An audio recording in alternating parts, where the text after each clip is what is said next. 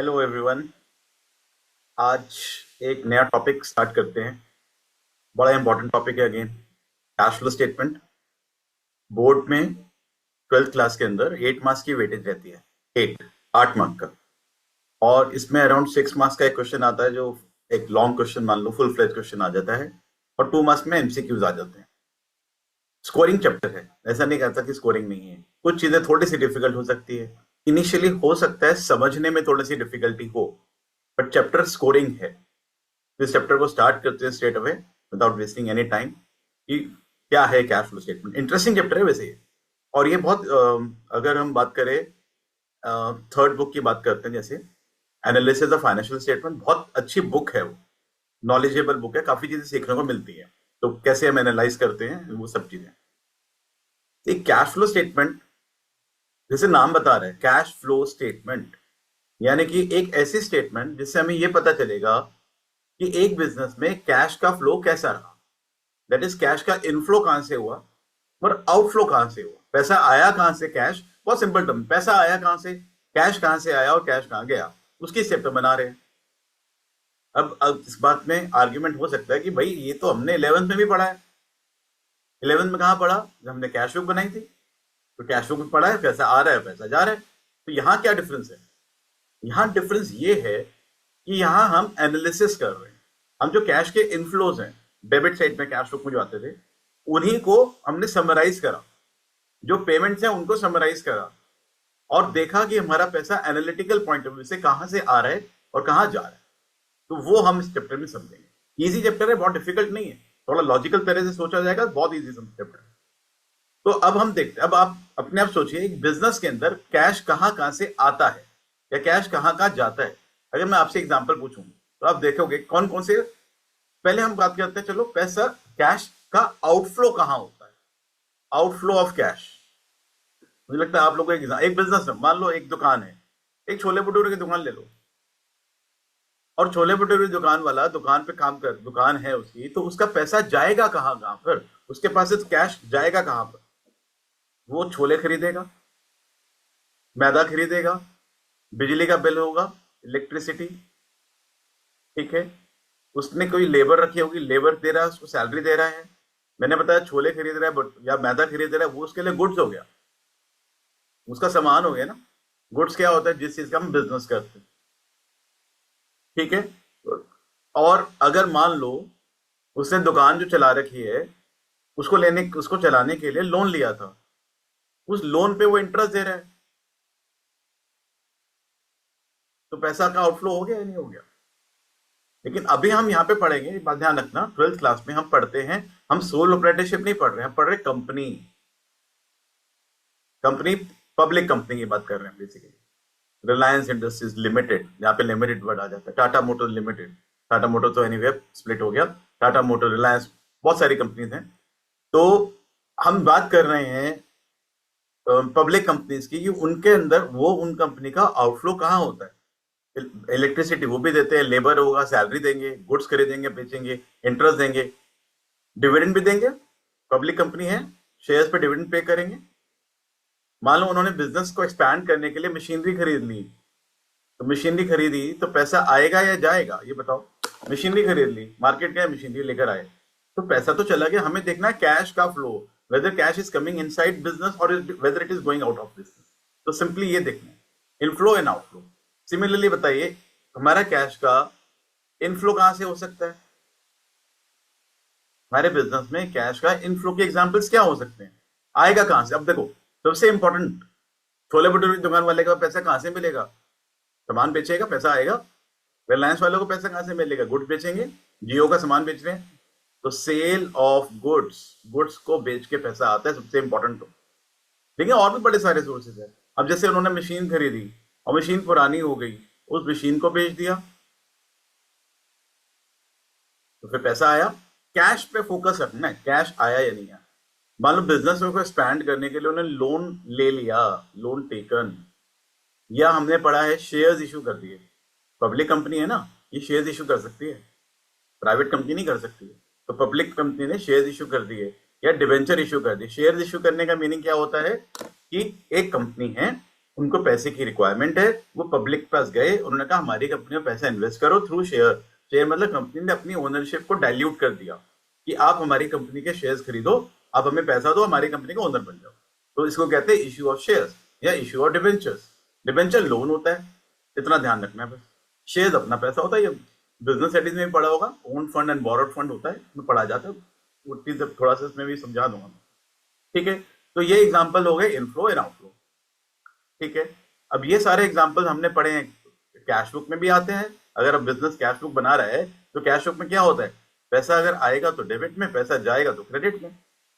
तो यहाँ क्या हुआ, यहाँ जो भी एग्जाम्पल हम पढ़ रहे हैं हम उनको क्लब कर देते हैं कि भाई इसमें एक similar type of inflow of cash and outflow of cash के ट्रांजेक्शन को इकट्ठा कर दिया। वो कौन सी है वो बताते हैं, वहां से अब स्टार्ट हो जाता है मेनली कि हमें क्या समझना। सी, हम cash flow statement first of all बनाते हैं as per accounting standard 3 revise. Accounting standard 3 revise, AS3 बोल देते हैं, AS3 रिवाइज। अकाउंटिंग स्टैंडर्ड कौन इश्यू करता है इंडिया में? Institute of Chartered Accountants of India. इन्होंने डिफरेंट एस्पेक्ट पे स्टैंडर्ड मतलब guideline, how to prepare accounts. तो उन्होंने गाइडलाइन इश्यू कर रखी है कि एक कंपनी अगर फॉर एग्जांपल AS3 की बात करें तो उसमें लिखा है कोई कंपनी कैश फ्लो स्टेटमेंट अगर बनाएगी तो कैश फ्लो स्टेटमेंट बनाने का वे क्या रहेगा, ये इसमें बताया और वही हमें फॉलो करना है। इस तरह से उन्होंने बहुत सारे अकाउंटिंग स्टैंडर्ड बना रखे हैं, अराउंड 30 अकाउंटिंग स्टैंडर्ड्स हैं जो इंस्टीट्यूट ऑफ चार्टर्ड अकाउंटेंट ने इश्यू करे हुए। तो अब इस जो अकाउंटिंग स्टैंडर्ड है इसके अकॉर्डिंगली बिजनेस की जो एक्टिविटीज होती हैं, बिजनेस एक्टिविटीज, ये हम 3 पार्ट में डिवाइड कर सकते हैं, ठीक है। बिजनेस की एक्टिविटीज को हम 3 पार्ट में डिवाइड करेंगे और उसको क्लासिफाई करेंगे। सी, सबसे पहला ऑपरेटिंग एक्टिविटी, ऑपरेटिंग एक्टिविटीज।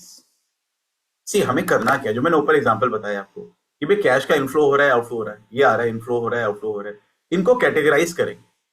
कैसे कैटेगराइज करेंगे? इसमें से कुछ जो ट्रांजेक्शन हैं जिनसे पैसा आ रहा होगा या जा रहा होगा, they will belong to operating activity. वे क्या है मैं समझा रहा हूं।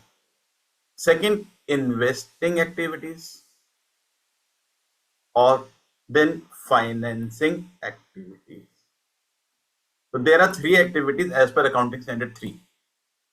तो अब होता क्या है, मैं पहले इन्वेस्टिंग से स्टार्ट करता हूं। इन्वेस्टिंग एक्टिविटीज का मीनिंग है कोई भी ऐसी ट्रांजैक्शन जिससे कैश का इनफ्लो या आउटफ्लो हुआ जो कि हमने नॉन करंट एसेट्स को खरीदने या बेचने के लिए हुआ होगा। एनी नॉन करंट एसेट या non current investments.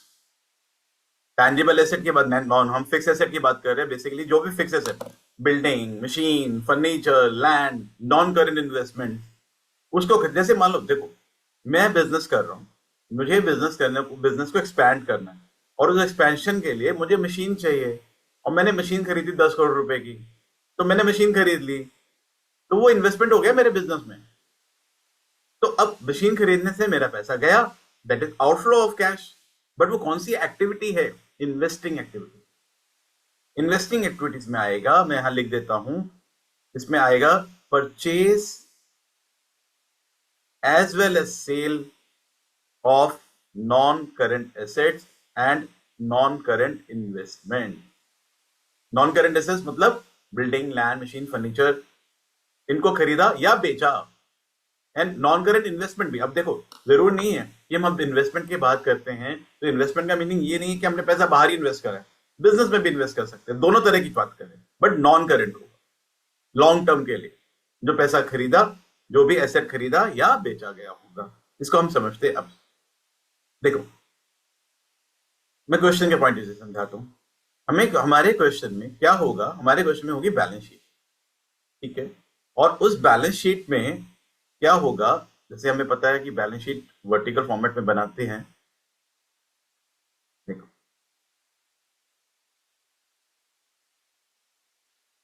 Balance sheet होगी 2 ईयर्स की, क्योंकि कंपनी बैलेंस शीट बनाती है 2 ईयर्स की, कॉन्जिक्यूटिव ईयर्स की, ठीक है। तो 31 मार्च 2025 एंड 31 मार्च 2024। पहले आएगा equity and liability and assets. अब मान लो एसेट में दे रखा है मशीनरी, मैं मशीनरी लिख देता हूं, वैसे तो नॉन करेंट एसेट्स करके लिखा होता है, नोट्स अकाउंट में होता है, लेकिन समझने के लिए समझते हैं। अब मशीनरी आप इमेजिन करो, अगर 5 लाख रुपीस की थी इनिशियली और 7 लाख की हो गई क्लोजिंग में, ये हमारा 24 की वैल्यूज है, 5 लाख। अब ये मानो 5 मशीनरी थी शुरू में, अब 7 हो गई एंड में, तो हमने मशीन खरीदी होगी या बेची होगी? मेरे पास 5 मशीनरी थी मेरी दुकान में, मेरी फैक्ट्री में, अब 7 हो गई, तो मैंने खरीदी, और खरीदने से मेरा पैसा, कैश पे फोकस करना है, whether cash is coming in और गोइंग आउट। मशीन खरीदूंगा, मैं टमाटर खरीद के लाऊंगा तो पैसा जाएगा ना, मशीनरी खरीदी तो पैसा गया। और मशीन खरीदना, बिल्डिंग खरीदना, फर्नीचर खरीदना, नॉन करेंट इन्वेस्टमेंट खरीदना या बेचना एज वेल एज, दोनों से ये सब कौन सी एक्टिविटी में आते हैं? इन्वेस्टिंग में आते हैं। अब एक और देखते हैं, जैसे ये मैंने परचेज कर लिया, अब बिल्डिंग्स की बात करते हैं। मान लो बिल्डिंग्स थी 10 लाख रुपीज की, बिल्डिंग रहेगी 8 लाख रुपीज की। हम ये मान के चलते हैं कि डेप्रिसिएशन नहीं था, अभी डेप्रिसिएशन की बात नहीं करते, वैल्यू कम हो रही है बिल्डिंग की, that one of the reason can be depreciation, but depreciation मान लो नहीं है। तो अगर ये मानो कि मेरे पास 10 बिल्डिंग थी और मेरे पास 8 बिल्डिंग रह गई, तो मैंने बिल्डिंग खरीदी या बेची? बताओ। बिल्डिंग बेची होगी, और बिल्डिंग बेची होगी तो पैसा आया होगा, तो यहां पे मेरा कैश का आउटफ्लो हुआ और यहां पर इनफ्लो हुआ। So simple as it is. खरीदा या बेचा, और कोई भी फिक्स एसेट खरीदा बेचा गया होगा, नॉन करेंट इन्वेस्टमेंट खरीदी बेची गई होगी, that is part of investing activity. तो अब देखो, जब मुझे इन्वेस्टिंग एक्टिविटी का आंसर निकालना है, जब इन्वेस्टिंग एक्टिविटी का आंसर पता करना होगा और बैलेंस शीट गिवन होगी, तो मुझे उसको सिर्फ और सिर्फ एसेट साइड से ही देखना है, क्योंकि नॉन करेंट एसेट और नॉन करेंट इन्वेस्टमेंट लायबिलिटी में तो नहीं मिलेंगे, एसेट से देखना है हमें, लायबिलिटी साइड पे झांकना ही नहीं है जब इन्वेस्टिंग एक्टिविटी देखनी है, only from asset side. Clear? और क्या आता है इसमें देखें। अब मैंने अगर मान लो एक बिल्डिंग खरीद ली, और उस बिल्डिंग में मान लेते 3 फ्लोर है, 3 में से 2 फ्लोर पे मैं काम कर रहा हूं, मेरा बिजनेस चल रहा है, 1 फ्लोर खाली पड़ा था, मैंने उसको रेंट पर दे दिया और रेंट आने लगा, कैश आ रहा है, इनफ्लो ऑफ कैश। कौन सी एक्टिविटी में दिखाया जाएगा? इन्वेस्टिंग में ही दिखाया जाएगा। अगर मैंने कोई इन्वेस्टमेंट करी, उस इन्वेस्टमेंट पर मुझे कोई इनकम जनरेट हो रही है, कैश का इनफ्लो हो रहा है, वो भी कौन सी एक्टिविटी के अंदर शो होगा? इन्वेस्टिंग एक्टिविटी में ही शो होगा। हो सकता है वीडियो थोड़ा सा बड़ा हो जाए, बिकॉज कैश फ्लो कंसेप्चुअली समझना बहुत जरूरी है।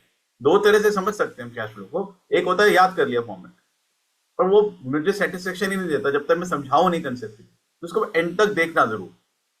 तो अगर मुझे रेंट मिल गया, या मैंने किसी और कंपनी के शेयर्स या डिवेंचर खरीदे, then I will get interest on debentures और dividend on shares of another company. ये रिसीव्ड की बात है। तीनों चीजें, रेंट रिसीव्ड, इंटरेस्ट रिसीव्ड और वेदर डिविडेंड रिसीव्ड मिल गया, तो ये कौन सी एक्टिविटी के अंदर आएगा? ये आएगा इन्वेस्टिंग एक्टिविटी। क्लियर? और अभी हम बात कर रहे हैं एक मैन्युफैक्चरिंग कंसर्न की, ये भी मैं बता दूं, थोड़ा सा क्लैरिफाई करूं। कई लोग हो सकता है कहें कि भाई नॉन फाइनेंस कंपनी के लिए कुछ डिफरेंट सिनेरियो है, वो हम नहीं बात कर रहे हैं, ठीक है। अब आ जाते हैं फाइनेंसिंग एक्टिविटी में। पहले फाइनेंसिंग का मतलब है, जो आपने अगर बिजनेस स्टडीज भी पढ़ी है, फाइनेंशियल मैनेजमेंट पढ़ा है, फाइनेंसिंग का मतलब बिजनेस को चलाने के लिए पैसा। देखो, बिजनेस चलाने के लिए पैसा कहां से आएगा? या तो मैं अपना पैसा लगाऊंगा, उसे बोलते हैं कैपिटल, और कंपनीज के केस में क्या बोलते हैं? शेयर कैपिटल, या मैं लोन ले लूंगा। तो बिजनेस में पैसा यहीं से तो आएगा। तो अगर हमने कोई शेयर, मैं यहाँ पे ना ये भी इस तरह से नहीं लिख रहा इश्यू शेयर, मैं बता रहा हूं क्या क्या चीजें इसमें आएंगी, मैं वो बता रहा हूं। शेयर कैपिटल फाइनेंसिंग का पार्ट होगा, वेदर इक्विटी शेयर्स और preference share. Debentures, debenture loan होते हैं। अगर मैं बोलूं लॉन्ग टर्म ही नहीं, बोरोइंग, सिंपली बोरोइंग, कोई भी बोरिंग हो, वेदर लॉन्ग टर्म बोरिंग और शॉर्ट टर्म बोरिंग, चलो दोनों लिख देता हूं। लॉन्ग टर्म बोरोइंग, डिबेंचर भी लॉन्ग टर्म बोरिंग ही है, तो मैं अलग से बता दूंगा, क्वेश्चन में लिखा कुछ भी आ जाता है, टर्म अलग अलग है। Short term borrowing, public deposit, ठीक है। Bank overdraft and cash credit, ये बड़ी इंपॉर्टेंट है, दोनों क्वेश्चन में आ सकता है बोर्ड में। Bank overdraft and cash credit, ये लोन शॉर्ट टर्म लोन होता है, बैंक से मिलता है, शॉर्ट टर्म होता है, लेकिन बोरोइंग कोई भी हो ना, किसी भी टाइप की बोरोइंग, वो फाइनेंसिंग एक्टिविटी में ही आएगी। ठीक है, तो अब देखो, शेयर कैपिटल, डिवेंचर, बोरिंग, ये सब बताओ, सोचो जरा, क्या ये एसेट है या लायबिलिटी है?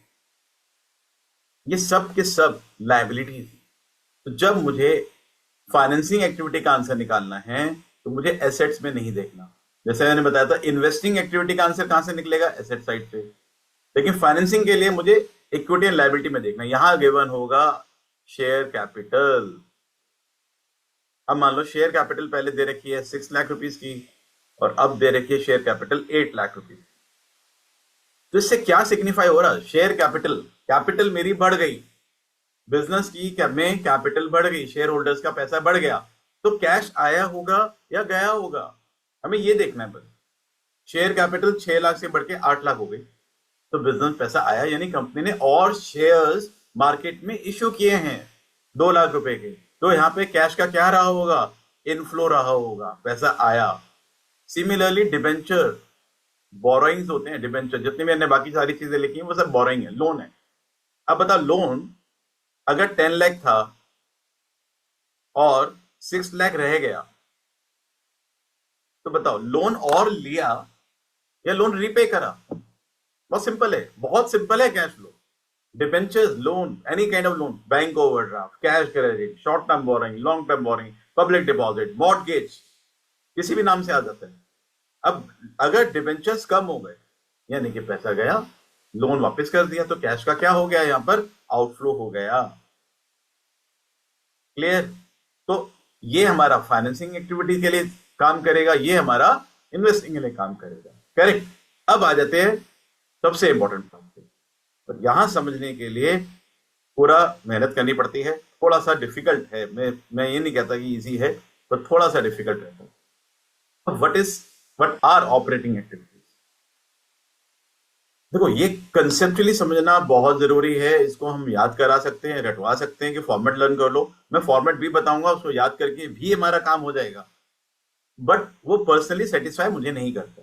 ठीक है, ऑपरेटिंग एक्टिविटी का मतलब होता है वो एक्टिविटीज से पैसा आया या गया जो बिजनेस का मेन काम है, जिस पर्पस के लिए बिजनेस बना था, उससे जुड़ी हुई जितनी भी एक्टिविटीज है। अब मान लो मेरा काम वही छोले भटूरे वाला था, तो छोले भटूरे बनाने से के लिए मैंने मैदा खरीदा, मैंने छोले खरीदे और सब चीजें, गैस का सिलेंडर लग रहा है, या मैं लेबर दे रहा हूँ, बिजली का बिल दे रहा हूँ, वो सब जरूरी है ना, वो बिजनेस का काम है।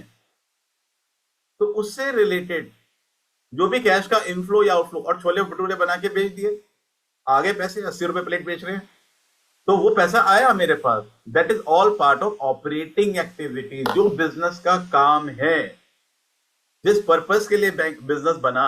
अब बताओ, अपने स्कूल का एग्जांपल लो। एक स्कूल के अंदर ऑपरेटिंग एक्टिविटीज क्या हो सकती है? मान लो एक प्राइवेट स्कूल की बात करते हैं, तो उसमें कैश का इनफ्लो कहां से होगा? प्राइवेट स्कूल में, गवर्नमेंट स्कूल में तो नहीं होता है, पर प्राइवेट स्कूल्स के अंदर कैश का इनफ्लो कहां से होगा? फीस मिलेगी स्टूडेंट से, फाइन मिलेगा, पैसा आ रहा है। And outflow, there are many ways of outflow.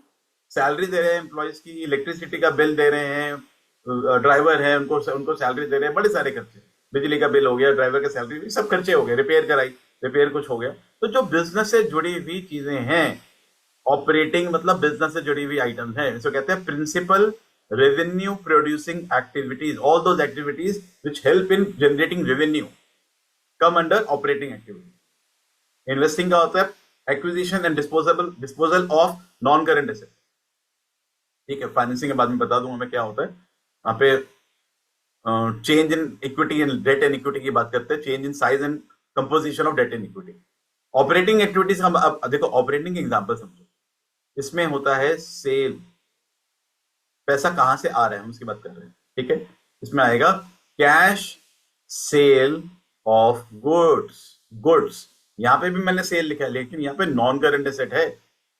यहां हम बात करें गुड्स को बेच के पैसा आया या खरीदा, cash purchase of goods. Goods खरीदे कैश पर, या अगर मैंने गुड्स बेच दिए थे क्रेडिट पर और उसे 1 महीने बाद 2 महीने बाद पैसा मिल गया, तो जिनको बेचा उधार पे क्रेडिट पे वो बन जाएंगे ट्रेड रिसीवेबल। ट्रेड रिसीवेबल में आएंगे डेटर्स एंड पीआर।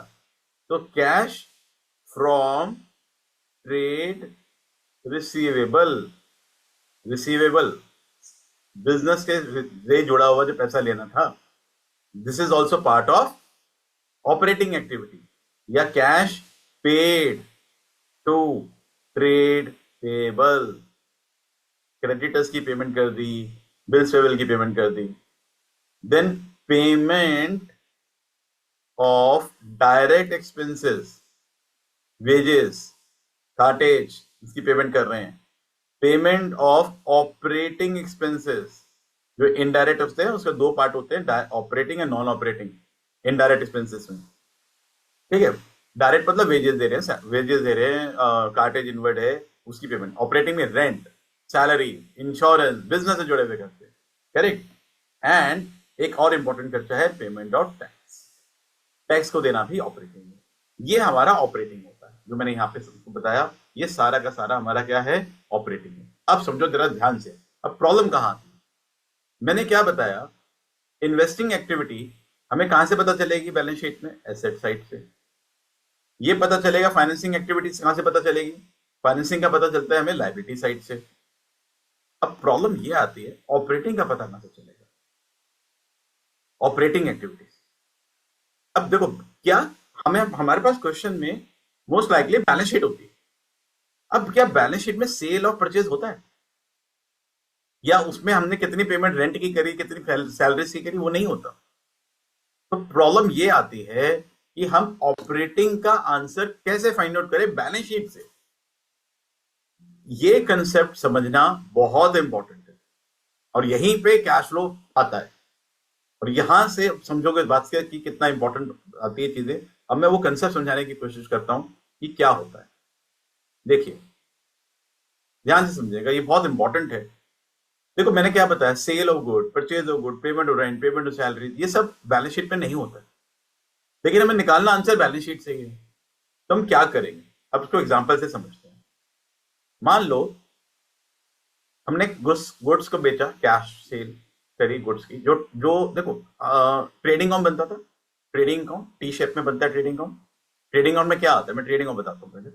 परचेज करा सामान, सेल करा, वेजेस वगैरह दी, यहां से क्या निकल जाता था, ग्रॉस प्रॉफिट। फिर हम क्या बनाते थे, प्रॉफिट एंड लॉस। 11 की बात कर रहा हूँ, this is trading account. Gross profit यहां ट्रांसफर हो जाता है, एंड यहाँ पे सारे इनडायरेक्ट एक्सपेंस आते हैं, रेंट, सैलरीज, इंश्योरेंस, और फाइनली मेरा क्या निकल जाता है, नेट प्रॉफिट। ये हम 11th में पढ़कर आए हैं टी शेप में, लेकिन मैं अभी टी शेप में नहीं समझा रहा हूं, मैं इसी चीज को वर्टिकली समझाने की कोशिश कर रहा हूं। ठीक है, कि अगर एक कंपनी अपना ट्रेडिंग प्रॉफिट लॉस बना रही है वर्टिकल फॉर्मेट में, तो सबसे पहले क्या होगा, cash cell of goods, goods को बेचा। फॉर एग्जाम्पल एक बिजनेस ने 5 लाख रुपए के गुड बेचे कैश पे, और cash purchase of goods, goods खरीदे भी थे पहले, तो purchase of goods, let suppose 2 lakh के गुड परचेज करे थे कैश पे। अब आपको पता है परचेज और सेल में साथ के साथ अगर बताऊं आपको, ये कहां आता है, मैं उसको दोनों तरह से बताता हूं। सेल, ये ट्रेडिंग अकाउंट है, दिस इज ट्रेडिंग अकाउंट। तो सेल ऑफ गुड्स यहां आएगा 5 lakh, purchase of goods 2 lakh. मान लो कोई डायरेक्ट एक्सपेंस है ही नहीं, इमेजिन करते नहीं है, तो मेरा ग्रॉस प्रॉफिट कितना हो गया, 3 लाख। इसको क्लोज करा, मेरा ग्रॉस प्रॉफिट कितना आ गया, 3 lakh. This is my gross profit. ठीक है, अब इस ग्रॉस प्रॉफिट में से हमने रेंट पे करा। अच्छा, साथ के साथ आप ये समझो ये सब कुछ कैश पर है। अब बताओ गुड्स जब मैंने बेचे तो मेरे पास पैसा आया होगा 5 लाख रुपया। जब हमने गुड्स खरीदे हैं तो 2 लाख गया अभी, तो मेरे पास प्रॉफिट अभी कितना हो रहा है, मेरे पास ग्रॉस प्रॉफिट कितना आ रहा है मेरा, 3 लाख। तो अब जितना ग्रॉस प्रॉफिट हुआ उतना कैश आया होगा मेरे पास। ठीक है, अब इस ग्रॉस प्रॉफिट में से बिजनेस ने रेंट पे कर दिया, मान लो 50,000, और 50,000 की सैलरी भी पे कर दी। रेंट किसको दिया होगा, लैंडलॉर्ड को, सैलरी किसको दी होगी, एम्प्लॉइज को, करेक्ट। तो अब ये दोनों और माइनस हो गए, तो मेरा नेट प्रॉफिट कितना आ गया? 3 lakh minus 1 lakh, net profit कितना आ गया? 2 लाख। ठीक है। एंड इमेजिन यही कि रेंट और सैलरी सब कुछ कैश पे था, कोई आउटस्टैंडिंग प्रीपेड नहीं है, ये हम फर्स्ट एज्यूम करके चल रहे हैं। अब मुझे बताओ नेट प्रॉफिट इस केस में कितना आया? ये चीज दोबारा से देख लेना, एक बार में क्लियर नहीं होती है कई बार। नेट प्रॉफिट यहां पे कितना आया? 2 लाख। अब मेरा क्वेश्चन आपसे है, आप सोचो आराम से, ये जितना नेट प्रॉफिट आया क्या उतना मेरे को कैश भी मिला? इस एग्जांपल की बात कर रहा हूं अभी। मैंने क्या बताया, मैंने सामान खरीदा 5 लाख का, 2 लाख का मैंने परचेज कर दिया, तो कितना बचा? 3 लाख। 3 लाख में से रेंट दे दिया अपने मकान मालिक को, बच गया 2.5 लाख। 2.5 लाख में से 50,000 की सैलरी भी दे दी, तो कितना बचा? 2 लाख। तो जितना नेट प्रॉफिट मेरे पास है उतना ही मेरे पास कैश भी आया। बिल्कुल करेक्ट, कोई डाउट ही नहीं है इसमें। ठीक है। अब होता क्या है, क्वेश्चन में हमारे पास क्या होगी? क्वेश्चन में होगी बैलेंस शीट, जैसे मैंने बताया। अब बैलेंस शीट से हम ऑपरेटिंग आंसर कैसे निकालेंगे? जो नेट प्रॉफिट होता है वो यहां पर गिवन होगा ऑन लायबिलिटी साइड, यहां लिखा होगा सरप्लस, या लिखा होगा balance in statement of profit and loss, यहां पे या सरप्लस करके गिवन होगा। तो अब बताओ, अभी जो हम एग्जांपल ले रहे हैं इसमें हमारा नेट प्रॉफिट कितना आया? 2 लाख। ये नेट प्रॉफिट बैलेंस शीट में रिफ्लेक्ट होगा यहां पर, यहां होगा। फॉर एग्जांपल के लिए यहां पे होगा कि हमारा opening balance profit and loss का कितना था? 6 लाख, 4 लाख सॉरी, और क्लोजिंग कितना है? 6 लाख। ऐसे क्वेश्चन में होगा। यानी कि हुआ क्या कि मेरा प्रॉफिट 4 लाख से इंक्रीज होकर कितना नेट प्रॉफिट हो गया? 2 लाख। जो नेट प्रॉफिट यहां पर है, ध्यान से समझिएगा, जो नेट प्रॉफिट मेरे को यहां पे गिवन है, ये नेट प्रॉफिट बैलेंस शीट में रिफ्लेक्ट होगा। कैसे रिफ्लेक्ट होगा? जो मैं आपको बता रहा हूं इस तरीके से। 4 लाख से कितना हो गया? 6 लाख। तो अब बताओ, ये मेरा नेट प्रॉफिट हो गया। नेट प्रॉफिट कितना आ गया? 2 लाख। बैलेंस शीट से तो आप ये समझना कि हमारे पास प्रॉफिट एंड लॉस नहीं होगा, हमारे पास होगी बैलेंस शीट, हमें बैलेंस शीट से ढूंढनी है। तो नेट प्रॉफिट यहां से कितना हुआ? 4 लाख से पहले प्रॉफिट था, अभी प्रॉफिट हो गया 6 लाख रुपए, तो मेरा नेट प्रॉफिट कितना हुआ? 2 लाख। अब ये बताओ, उसी एग्जांपल की बात कर रहा हूं ना, जितना नेट प्रॉफिट हुआ उतना कैश भी आया या नहीं आया? जितना नेट प्रॉफिट है उतना कैश भी आया। हमारा आंसर आ गया ऑपरेटिंग का। Net profit is equal to cash from operating activities. तो हमारा आंसर कहां से निकलेगा? नेट प्रॉफिट से निकलेगा। समझो जरा, दोबारा से सुनना इस चीज को। जितना नेट प्रॉफिट हुआ उतना कैश भी आया। अभी इसमें चेंजेस हैं, ये बात करेक्ट नहीं है, अभी समझाता हूं इसमें क्या क्या चेंज आएगा। ठीक है।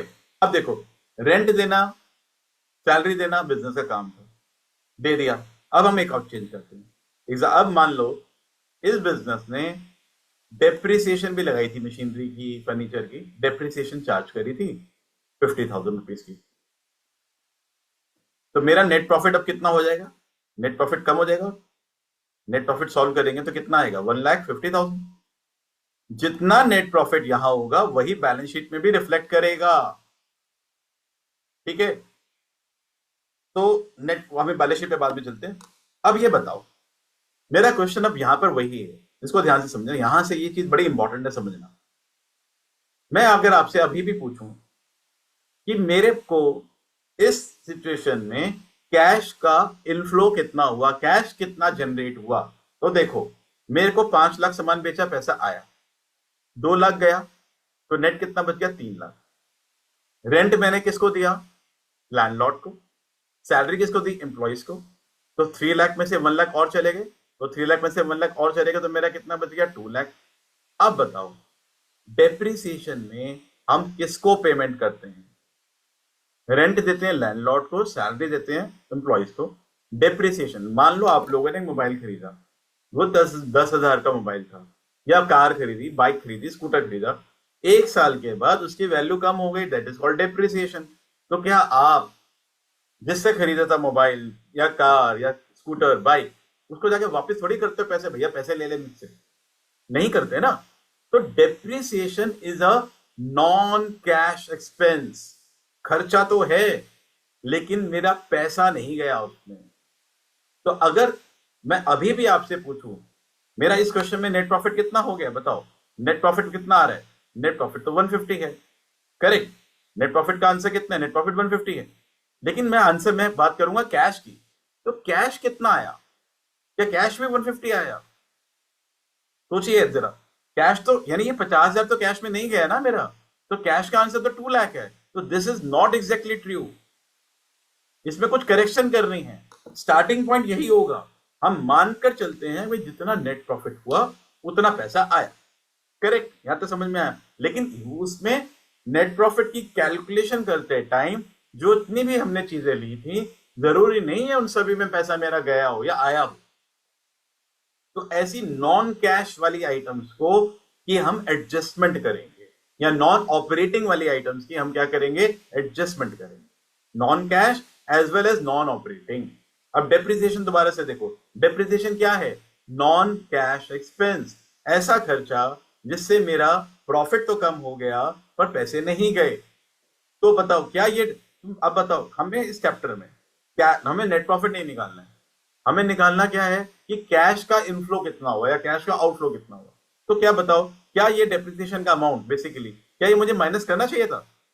अगर मैं अपनी बात कर रहा हूं यहां पर कैश फ्लो के पर्पज के लिए, मुझे माइनस नहीं करना चाहिए था, लेकिन मैंने माइनस कर दिया। तो अब मैं क्या करूंगा, मुझे आंसर निकालना है कैश का, तो मैं स्टार्टिंग पॉइंट लिखूंगा नेट प्रॉफिट मेरा हुआ 1,50,000 का, बट इसमें हम एडजस्टमेंट करेंगे, कुछ करेक्शन करेंगे। बेसिकली मैं क्या करूंगा, इसमें डेप्रिसिएशन को वापस से प्लस करूंगा, क्योंकि डेप्रिसिएशन का अमाउंट माइनस नहीं होना चाहिए था। और जितना नेट प्रॉफिट है, अब समझो ये भी नेट प्रॉफिट हमारे पास कहां होगा? बैलेंस शीट में होगा। नेट प्रॉफिट यानी कि बैलेंस शीट में यहां पर 4 लाख और 6 लाख नहीं होगा, यहां पर होगा 550। ठीक है, तो मेरा नेट प्रॉफिट 550 दिखा रहा है, 4 लाख से 150 550, तो मेरा कितना इंक्रीज हुआ? 150। लेकिन हमें क्वेश्चन में बता रखा होगा कि हमने 50,000 की डेप्रिसिएशन भी लगाई थी, तो डेप्रिसिएशन से मेरा प्रॉफिट तो कम हो गया। समझो जरा ध्यान से, डेप्रिसिएशन जैसी आइटम से मेरा प्रॉफिट क्या हो गया? प्रॉफिट रिड्यूस हो गया, बट क्या मेरा पैसा गया? मेरा पैसा नहीं गया, तो मुझे उसको वापस से उसमें प्लस करना पड़ेगा। ठीक है, तो 150 के अंदर हम वापस 50,000 को ऐड कर देंगे डेप्रिसिएशन, तो मेरा आंसर कितना आ जाएगा? 2 लाख। ये पॉइंट आपको बार बार थोड़ा सा सुनना है, रिवाइंड करके सुनना, समझना, बहुत इंपॉर्टेंट कंसेप्ट है। तो इस तरह की जितनी भी चीजें होती हैं जो कि डेप्रिसिएशन की तरह और भी बड़ी सारी चीजें हैं, जिससे जिससे मेरा कैश का आउटफ्लो नहीं हुआ लेकिन प्रॉफिट कम हो गया, तो मैं उनको वापस से ऐड कर दूं। सिमिलरली देखो मैं और बताता हूं, जैसे कि एग्जांपल के लिए समझते हैं, मान लो डेप्रिसिएशन नहीं था, ठीक है, मैं नॉन कैश नहीं ले रहा, मैं ले रहा हूं नॉन ऑपरेटिंग। एक चीज मैं वहां पर बताना रह गया, अगर मैंने इंटरेस्ट की पेमेंट करी ऑन डिबेंचर, यहां पे एक चीज अभी रहेगी, कर गया मैं, कि अगर हम फाइनेंसिंग एक्टिविटीज की बात करते हैं, ठीक है, फाइनेंसिंग एक्टिविटी में क्या क्या आया, मैंने क्या क्या लिखा? शेयर डिबेंचर, और मैंने यहां बताया इन्वेस्टिंग एक्टिविटी में अगर हमें रेंट, इंटरेस्ट या डिविडेंड मिल रहा है तो वो इन्वेस्टिंग है। लेकिन अगर जो हमने शेयर इश्यू किए हुए हैं या हमने डिबेंचर्स दे रखे हैं लोगों को, इश्यू करे हुए, उसके अगेंस्ट में हम क्या देंगे? डिविडेंड और इंटरेस्ट की पेमेंट करेंगे। तो इंटरेस्ट और डिविडेंड देना, डिविडेंड की पेमेंट करना, पेड, ये भी फाइनेंसिंग में आता है, इसीलिए बता रहा हूं।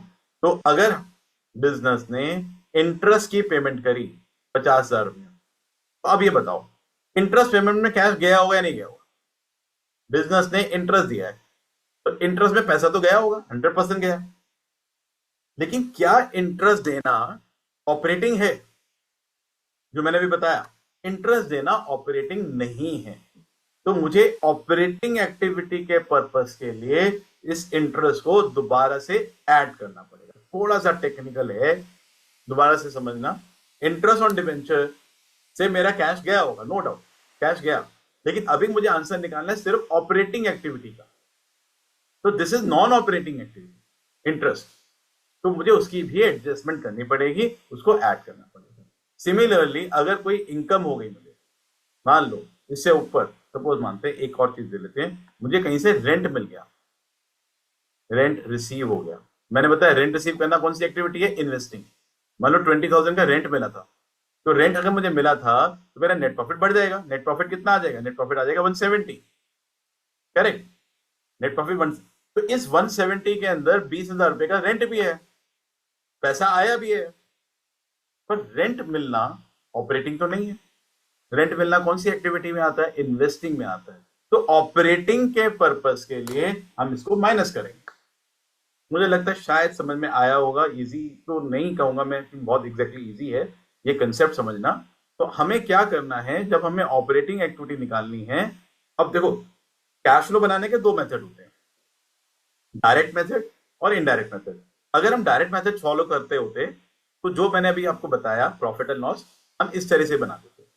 हम देखते हैं डायरेक्ट मेथड में कि भाई कितना पैसा आया ऑपरेटिंग। डायरेक्ट मेथड, अगर ये क्वेश्चन डायरेक्ट मेथड से करना हो, यही क्वेश्चन, तो मैं क्या करूंगा डायरेक्ट मेथड पर, अगर मुझे आंसर निकालना है फ्रॉम डायरेक्ट मेथड, तो मैं ये ले लूंगा कैश गुड्स, जो ऑपरेटिंग एक्टिविटी से पैसा आया या गया, ये आइटम को कंसिडर करूंगा, रेंट को और सैलरी को, बस खत्म।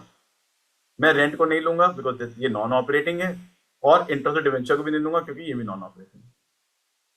तो अगर मुझे डायरेक्ट मेथड फॉलो करना होता है तो इन चारों चीजों को ही लेते हैं।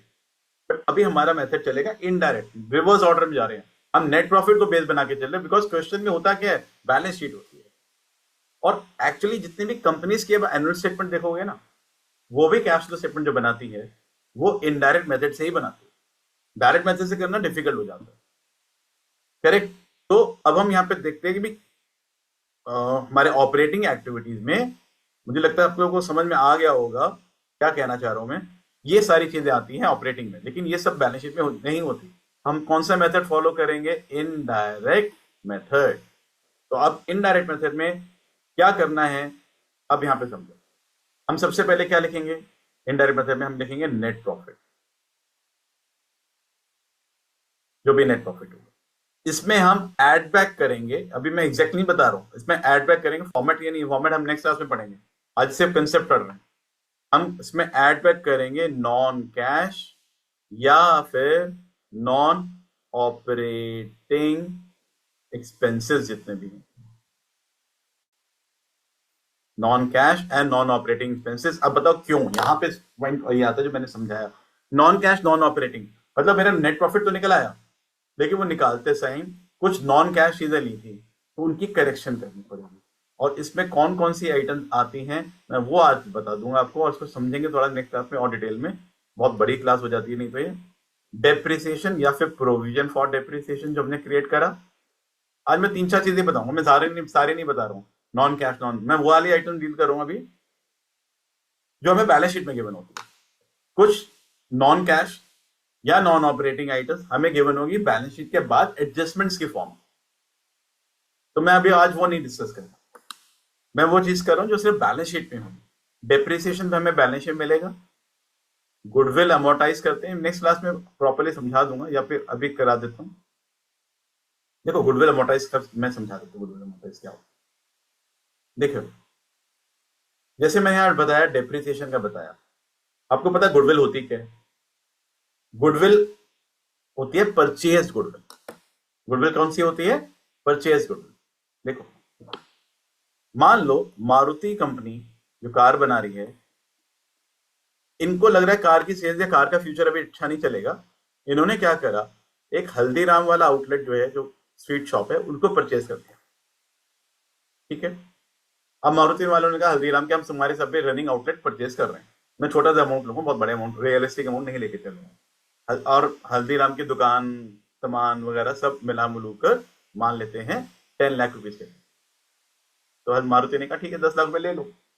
लेकिन हल्दीराम वाले कहते हैं ठीक है 10 लाख तो ठीक है, लेकिन हमारा नाम भी तो है, इतने साल हो गए हमें काम करते हुए, हमें इस नाम के पैसे थे।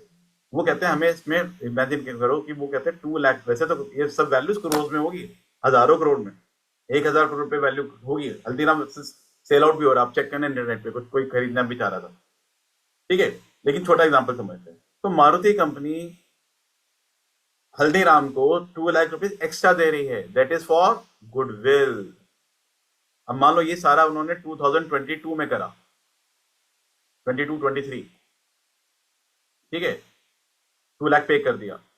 अब मारुति कंपनी इस 2 लाख को अमोर्टाइज करेगी, जैसे डिप्रिसिएशन होता है इसको राइट ऑफ करेगी। अब कंपनी ने डिसाइड करा इस 2 लाख को 4 इयर्स में राइट ऑफ करेंगे। एवरी ईयर उन्होंने डिसाइड करा 50,000 रुपए इसको अमोर्टाइज करेंगे, राइट ऑफ करेंगे। तो अब समझो जरा ध्यान से, जब 23 की बैलेंस शीट बनेगी, 2023 की 23 की बैलेंस शीट में और प्रॉफिट एंड लॉस में, 23 के प्रॉफिट एंड लॉस में पहले लेते हैं। 23 का जब प्रॉफिट एंड लॉस बनेगा उसमें कितना अमाउंट आएगा, 50,000, और उसका बैलेंस कितना बचेगा 23 में, बैलेंस शीट के में 150। फिर 24 में फिर वो 50,000 राइट ऑफ करेंगे, बैलेंस आएगा 1 लाख। और 25 जो हमारा करंट ईयर लेके चल रहा हूं मैं, 25 में फिर वो राइट ऑफ करेंगे 50,000 और बैलेंस कितना आएगा 50, और नेक्स्ट ईयर में 0 हो जाएगा।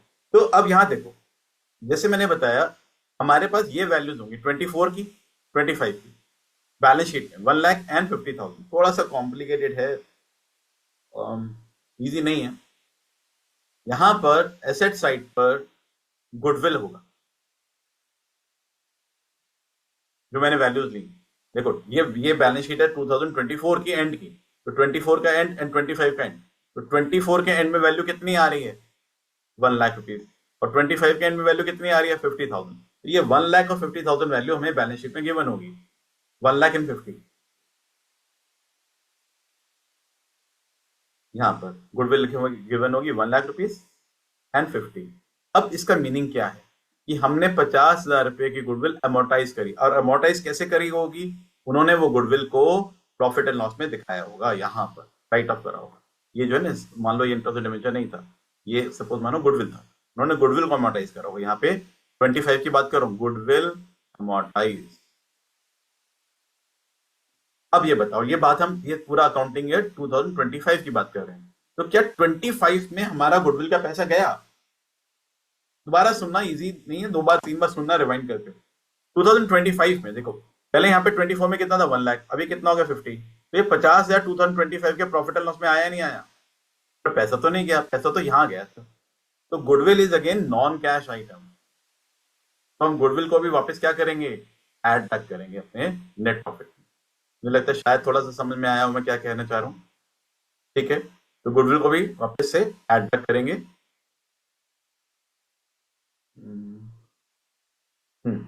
ठीक है, तो कौन कौन सी आइटम्स हैं, depreciation, goodwill amortise, creation of general reserve, creation of general reserve, ये में बैलेंस शीट में मिलेंगी 3-4 चीजें, एंड प्रोविजन फॉर टैक्स। ये 4 चीजें में बैलेंस शीट में मिलेंगी, लेकिन मैं आगे भी दिखा देता हूं और कौन कौन सी चीजें हमें मिलती हैं। इंटरेस्ट ऑन बोरिंग, ये नॉन ऑपरेटिंग है। डिविडेंड पे करेंगे, डिविडेंड 2 तरह के होते हैं, इंटरिम डिविडेंड या प्रपोज डिविडेंड। कोई भी डिविडेंड अगर कंपनी पे करती है उससे भी कैश का आउटफ्लो होता है, बट ये फाइनेंसिंग एक्टिविटी, ये ऑपरेटिंग नहीं है। Loss on sale of fix asset, building machine बेचने में लॉस होता है, ये नॉन ऑपरेटिंग खर्चे हैं सारे। तो इसको वापस हम क्या करेंगे, इन सबको हम अपने नेट प्रॉफिट में क्या करेंगे, ऐड करेंगे इन सबको। क्यों करेंगे, क्योंकि इससे मेरा प्रॉफिट कम हो गया। ठीक है, फिर या तो पैसा गया नहीं, या गया है तो वो ऑपरेटिंग में नहीं गया, तो मैं उसकी एडजस्टमेंट कर रहा हूं, करेक्शन कर रहा हूं। तो these are non operating expenses.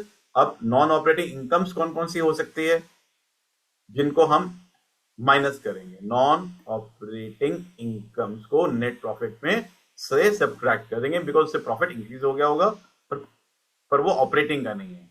Gain on sale of fix asset, या अगर हमें रेंट मिल गया या इंटरेस्ट मिल गया, इंटरेस्ट के क्वेश्चन ज्यादा आते हैं, इंटरेस्ट, रेंट और डिविडेंड रिसीव अगर हमें हो गया।